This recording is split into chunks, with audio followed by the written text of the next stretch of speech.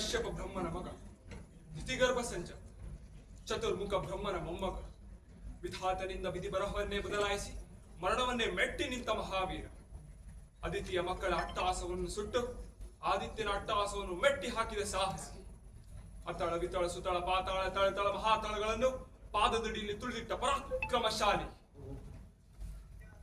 ಅಡಿ ಇಟ್ಟರೆ ಬಿರಿಯುವುದು ಭೂಮಿ, ತಲೆ ಎತ್ತಲು ಬೆಚ್ಚುವುದು ಭಾನು, ಕೈ ಎತ್ತಲು ನಡುವುದು ಸೃಷ್ಟಿ, ಚತುರ್ಮುಖನ ಸೃಷ್ಟಿಯೇ ನನ್ನಡಿಯಲ್ಲಿರುವಾಗ ಯಜ್ಞಶ್ಚಜ್ಞನ ಮಗ, ನಾ ಜನ್ಮ ಕೊಟ್ಟ ಮಗ, ನನ್ನ ವಂಶವನ್ನು ಬೆಳಗಬೇಕಾದ ನನ್ನ ಕುಮಾರ, ನನ್ನ ಆಶಾ ಜ್ಯೋತಿಯಿಂದಲೇ ಇಂದು ನನ್ನ ಮನಸ್ಸಿಗೆ ನೋವಾಗಿದೆ ಎಂದರೆ ಛೀ, ಇದೊಂದು ಬದುಕಿ, ಇದೊಂದು ಜನ್ಮವೇ, ಇದೆಂತ ದುರ್ವಿಧಿ, ಇದೆಂತ ದುರ್ವಿಧಿ.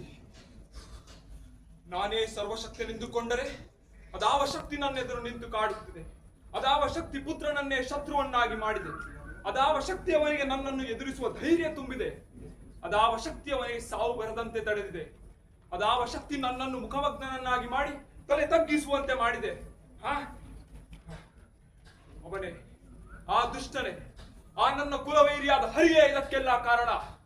ಎಲ್ಲವೋ ಹರಿ, ಕಪಟಿ, ವಂಚಕಿ, ನನ್ನ ಮಗನ ಹೃದಯದ ಅಂತರಾಳವನ್ನು ಹೊಕ್ಕು ಅವನ ಮನಸ್ಸನ್ನು ಚಂಚಲಿತಗೊಳಿಸಿ ಅವನ ತಲೆಯನ್ನು ಕೆಳಿಸಿ ನಿನ್ನ ಮನಬಂದಂತೆ ಆಡಿಸುತ್ತಿರುವೆಯಾ?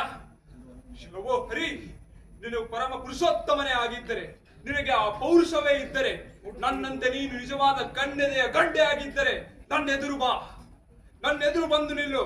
ನಿನ್ನ ಉದರವನ್ನು ಬಗೆದು ನಿನ್ನ ಕರುಳನ್ನು ಮಾಲೆಯನ್ನಾಕಿ ಹಾಕಿಕೊಳ್ಳದಿದ್ದರೆ ನಾನು ಹಿರಣ್ಯ ಕಶ್ಯಪುವೇ ಅಲ್ಲ, ನಾನು ಹಿರಣ್ಯ ಕಶ್ಯಪುವೇ ಅಲ್ಲ, ನಾನು ಹಿರಣ್ಯ ಕಶ್ಯಪುವೇ ಅಲ್ಲ.